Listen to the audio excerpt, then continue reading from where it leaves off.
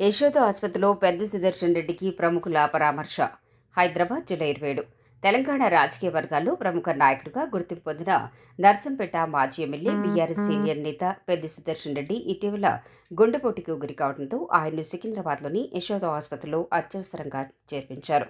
ప్రస్తుతం ఆయనకు నిపుణులైన వైద్యుల పర్యవేక్షణలో చికిత్స కొనసాగుతోంది. సోమవారం ఆయన ఆరోగ్య పరిస్థితిని తెలుసుకునేందుకు రాష్ట్ర మంత్రి సీతక్క, బీఆర్ఎస్ నేతలు హరీష్ రావు, కేటీఆర్, మాజీ మంత్రి సవితాఇంద్రారెడ్డి, మాజీ మంత్రి మల్లారెడ్డి ఆసుపత్రికి చేరుకుని పరామర్శించారు.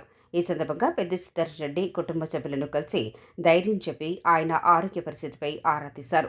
వైద్యులను కలిసి చికిత్స వివరాలను తెలుసుకున్న నాయకులకు ప్రస్తుతం సుదర్శన్ రెడ్డికి వెంటిలేటర్పై చికిత్స అందిస్తున్నామని, ఆయన ఆరోగ్య పరిస్థితిని నిరంతరం పర్యవేక్షిస్తున్నామని వైద్యులు వివరించారు.